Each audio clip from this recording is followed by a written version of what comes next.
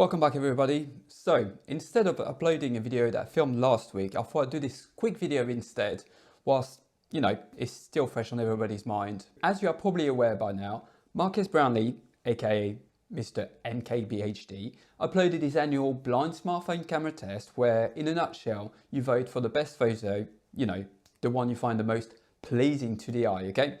Well, remember that term, pleasing, because we'll get back to that in a bit. And basically through various rounds, they determine which phone comes first and which phone comes last, thanks to the votes of tens of millions of people, okay? And oh boy, that has caused quite a bit of stir online, to say the least, okay? The reason for that is because, as my thumbnail kindly suggests, the Sony Xperia Mark V didn't do too well. And when I say it didn't do too well, that is a bit of an understatement. In fact, out of 20 phones, it finished in last place overall when shooting in basic mode, aka the point and click mode, okay? And yeah, let's that sink in for a second. So obviously, as you can imagine, a lot of people took it to the internet to either vent their frustration, point fingers at Sony, whilst others were trying to defend their beloved phone. And naturally, as the thread got bigger and heated, more people joined in. And even people who don't actually own the phone got in there to add, fuel to the fire. So yeah, that kind of turned nasty pretty quickly. Now, you all know by now that the phone that I use to take all my photos is the Xperia Mark V. Hence why I thought I'd give my opinion about what is going on here. And little disclaimer, all right? I am not biased in any means. I don't get paid or get sponsored by Sony. I mean, that'd be nice. But as it happens, this is actually my first Sony phone ever. So you might ask yourselves, why are people so angry and vocal about these results? And the thing is, if you happen to take a look over to the Samsung or the Apple side for a minute, you'll find that their community is also as heated about the results. And that is really simple to explain. Brand affection, brand affinity, brand loyalty. Some people will even throw the term geeks, fanboys, and for the record, I absolutely hate those terms, all right? But you see what I mean here. So anyway, with those results, a lot of people felt under attack and went into defensive mode, whilst others took the opportunity to go into full-on attack mode, and that's basically how we got where we are now. So going back to the Sony Xperia Mark V now, why did it score so low, and is it actually relevant at all? To answer that question, you have to rewind back to what I said earlier.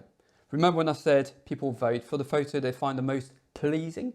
Well, see, our brains are wired in very intricate ways, and even the way we are conditioned through life affects how we perceive what is pleasing and what is not pleasing.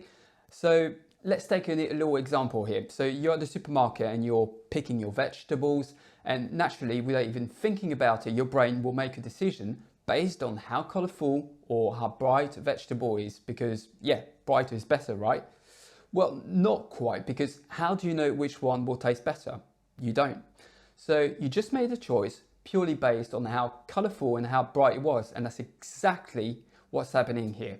People voted not for the overall amount of close-up detail, the color tones or the general depth, but they voted for the brightest, the sharpest and the most saturated photo. And obviously, smartphone companies do know that, and some of them actually pump up the extra juiciness out of the shots, taken in automatic mode, just to make them look more pleasing to the masses. And it's the same concept with night shots. It's been like a trend for a few years now where the brighter a night shot is, the better. But let me ask you this, is it though? Is a shot taken at midnight meant to look like it was taken in the middle of the day? I mean, personally as a photographer, I want my low light photography to be just that, low light. But then, on the other hand, I can see how Dave wants a decent bright photo of himself and his mate when he's on a night out.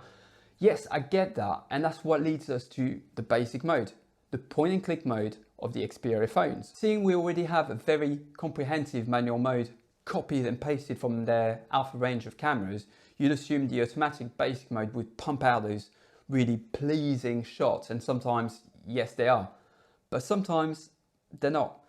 I personally think Sony's sticking to its gun when it comes to color rendition and how ultimately a photo comes out even in basic mode.